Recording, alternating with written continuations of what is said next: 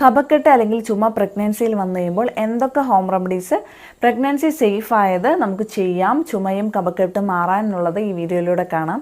അതുപോലെ തന്നെ നമുക്ക് പ്രഗ്നൻസിയിൽ വളരെ പേടിയായിരിക്കും. എന്തെങ്കിലും ഒരു മെഡിസിൻ ഉപയോഗിക്കാനോ അല്ലെങ്കിൽ ഹോം റെമഡീസ് ഉപയോഗിക്കാനൊക്കെ ഭയങ്കര പേടിയായിരിക്കും, പ്രത്യേകിച്ച് ആദ്യ മാസങ്ങളിലൊക്കെ. ത്രൂ ഔട്ട് ദ പ്രഗ്നൻസി ആദ്യത്തെ ട്രൈമസ്റ്ററിലും മൂന്നാമത്തെ ട്രൈമസ്റ്ററിലൊക്കെ ഇമ്മ്യൂണിറ്റി കുറവ് കാരണം പനി, ജലദോഷം, കഫക്കെട്ട്, ചുമ ഇതൊക്കെ വരാനുള്ള സാധ്യതയുണ്ട്. തുടർച്ചയായിട്ട് ചുമച്ച് കഴിയുമ്പോഴത്തേക്കും വയറിൽ ആ ഒരു പ്രഷർ അനുഭവപ്പെടുക, വയറുവേദന അല്ലെങ്കിൽ മസ്കുലാർ പെയിനൊക്കെ അനുഭവപ്പെടാനുള്ള സാധ്യതയുണ്ട്. അതുകൊണ്ട് തന്നെ പ്രഗ്നൻസി സേഫ് ഹോം റെമഡീസ് എന്തൊക്കെയാണെന്ന് ഒത്തിരി ആൾക്കാർ ഡൗട്ട് ചോദിക്കാറുണ്ട്. അപ്പോൾ ഞാൻ വളരെ സേഫായിട്ട് നമുക്ക് പ്രഗ്നൻസിയിൽ ചെയ്യാൻ പറ്റുന്ന കുറച്ച് ഹോം റെമഡീസ് ഈ വീഡിയോയിൽ പറയാം.